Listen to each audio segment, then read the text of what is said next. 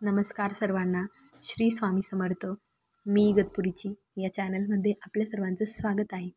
सर्वात प्रथम आज आहे गुरुपौर्णिमा, तर तुम्हाला सर्वांना गुरुपौर्णिमेच्या खूप खूप शुभेच्छा. तर आज गुरुपौर्णिमेनिमित्त तुम्ही स्वामी महाराजांच्या सेवा केल्या असतील अशी मी अपेक्षा करते आणि स्वामी महाराज आपल्या सर्वांच्या सर्व चांगल्या इच्छा पूर्ण करो अशी मी त्यांना विनंती करते.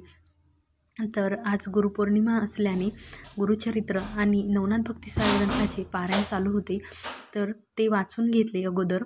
त्यानंतर दिवसाची सुरुवातच गुरुचरित्र पारायण आणि नवनाथ भक्तिसार ग्रंथाच्या पारायणाने केली. नंतर स्वामीचरित्र सारामृत हे स्वामी महाराजांचा ग्रंथ दर गुरुवारी वाचला जातो, तो पठण केला.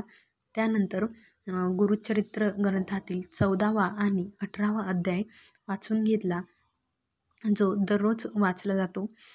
आणि त्यानंतर दत्तबावनी, घोर कष्टदोरम स्तोत्रम आणि स्वामी महाराजांचा तारक मंत्र याचे देखील पठण केले. तर दर गुरुवारी 11 माळींचा जप केला जातो. मग मी तो 11 माळीचा जप केला आणि अशा प्रकारे स्वामी महाराजांच्या सर्व सेवा जेवढ्या माझ्याकडून शक्य असतील त्या सर्व पूर्ण केल्या आणि स्वामी महाराजांना नैवेद्य दाखवला.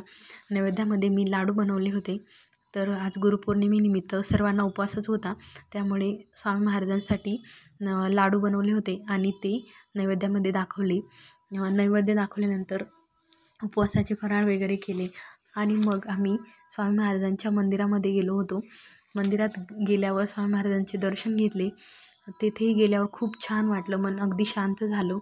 आणि असा होता आजचा गुरुपौर्णिमेचा दिवस. तर तुम्हाला हा व्हिडिओ कसा वाटला हे मला कमेंटमध्ये सांगा आणि आपल्या मी इगतपुरीची या चॅनलला सबस्क्राईब करा.